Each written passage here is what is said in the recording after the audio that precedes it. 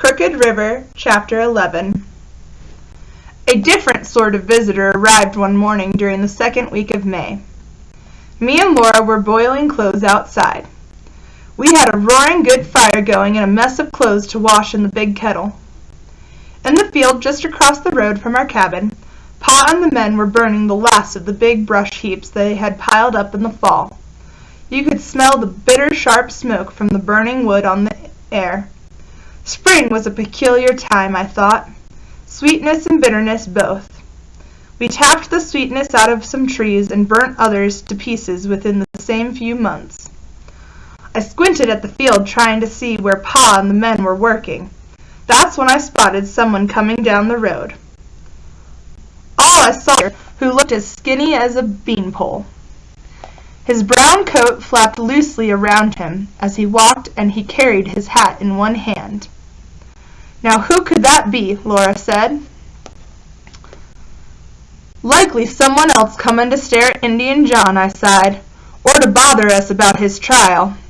Pa has said that Indian John's trial would be held at the beginning of June, after the corn was in the ground. But I was awful tired of answering folks' eternal questions about it, or perhaps I didn't like to be reminded that Indian John was still accused of murder. We aren't fit for visitors. Look at us," Laura tried to push her loose straggles of hair underneath her cap. She told me to pull down my rolled-up sleeves. "Mind your manners, Reb," she whispered. When the stranger reached us, he stopped nearly a dozen feet away. Looking up, I tried to give him what I thought was a tired, unfriendly stare, as if we were too busy to be bothered to help him. "Good morning," he said, awkwardly twisting the brim of his black hat in his hands like he was full of nerves. He looked to be about the same age as Amos or Cousin George. His frock coat was rather worn and ill-fitting, with one button missing, and the cloth around his neck was tied in a clumsy knot. But his wavy red hair was combed real carefully to one side.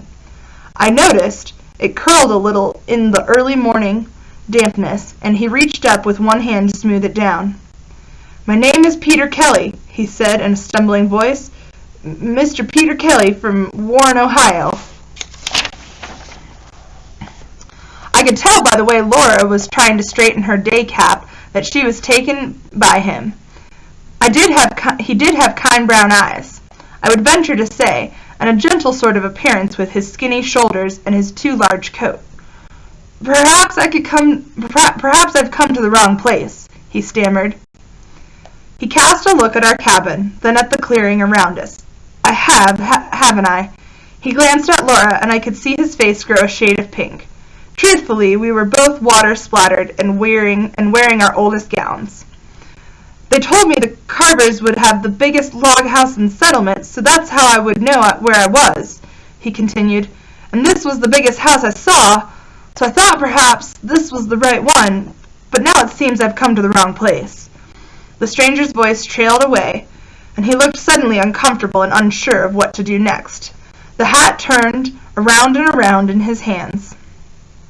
"This here's the Carvers," my sister said shyly, nodding in the direction of our house. "I'm Miss Carver. This here's Rebecca." She pointed to me. "Have you come on business with our pa?" she asked. "Well, no," the stranger's voice faltered.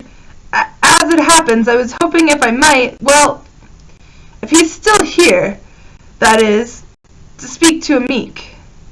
A little ripple of laughter escaped out of my mouth, and my hand flew up to my lips to cover it. Laura gave me a glare and told the fellow that begging his pardon, there was no one in our family called by that name. She motioned in the direction of the field where the men were working, and told the gentleman that perhaps he could find someone there to provide him some help. Mr. Kelly appeared as lost as a young boy. "You haven't heard of a Meek, truly?" he said, running his fingers through his hair. "The Indian is no longer a captive here." Now I had never heard our Indian called anything but Indian John. No one had ever uttered the name Meek for him. The sound of it put me in mind of a bird calling in the trees, "Amik, Amik." Where had the men been told such a peculiar name, I wondered.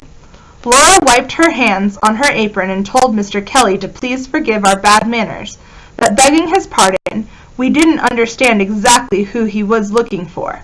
Pa and the men call our Indian by the name Indian John, she explained. He's kept in irons in our loft for murdering a man. But I nearly fell into the wash kettle when I heard what Mr. Kelly said next.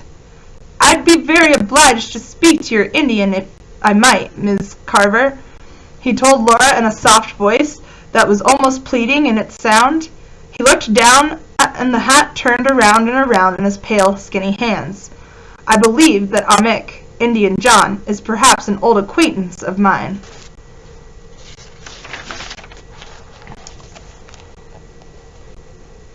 When red hair climbs the stairs to see me, all appears as a dream. Niji, Niji! My friend, I say. I see that red hair is tall now, tall and thin as a young sapling tree, but his hair is still the color I remember from long ago, the vermilion color that does not wash away. Red hair grins and makes a picture with his hands. Do you remember the river, Amick? Near my pa's old house, remember? I laugh. Yes. I tell Red Hair. I taught you to swim there in the time of ripe corn. Red Hair grins and shakes his head. No, you did not teach me, he says. You put me on your back and dove.